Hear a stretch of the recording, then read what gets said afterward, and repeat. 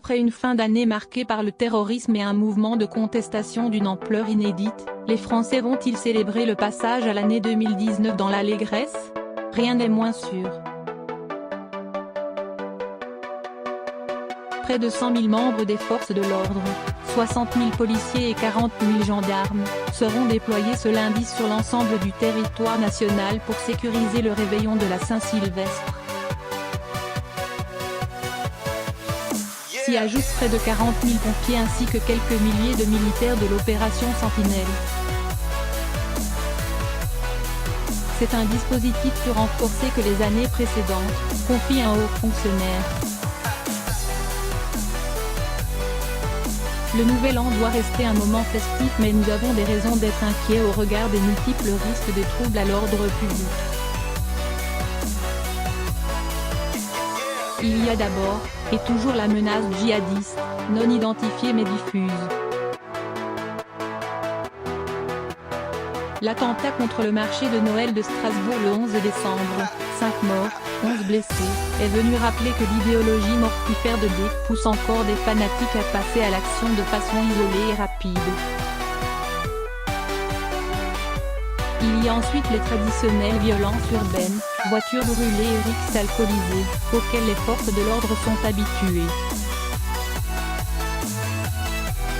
Mais la particularité de ce 31 décembre réside dans les nouveaux appels des Gilets jaunes à manifester.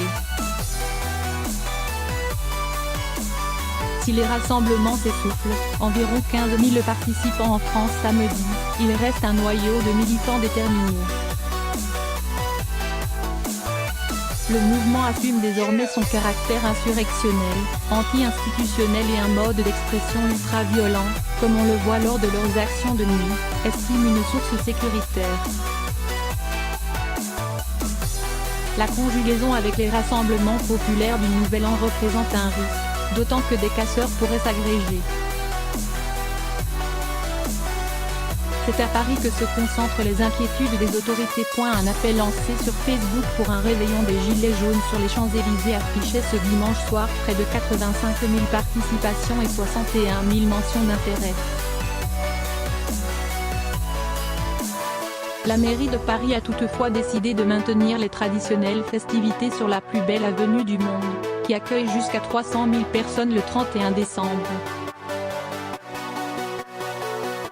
En contrepartie, le dispositif policier est conséquent, entre 8 000 et 10 000 forces de l'ordre sont attendues dans la capitale, dont une vingtaine de compagnies de CRS et de gendarmes mobiles pour sécuriser les Champs-Élysées. Dès 16h, la préfecture de police de Paris va mettre en place un large périmètre de protection type fan zone couvrant l'avenue, Arc de Triomphe compris. Des points de filtrage seront installés aux entrées, palpation de sécurité, fouilles de sacs et de véhicules.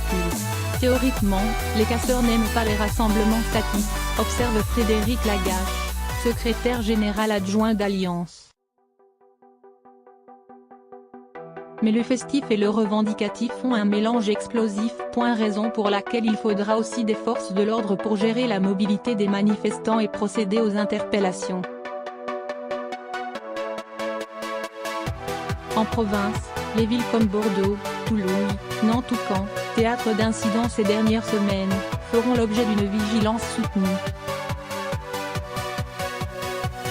Une attention sera aussi accordée aux axes de circulation, aux péages et aux lieux de symboles et d'institutions, y compris les propriétés personnelles des responsables politiques, glisse un officier de gendarmerie. Dans l'espoir que 2018 ne s'achève pas sur un drame.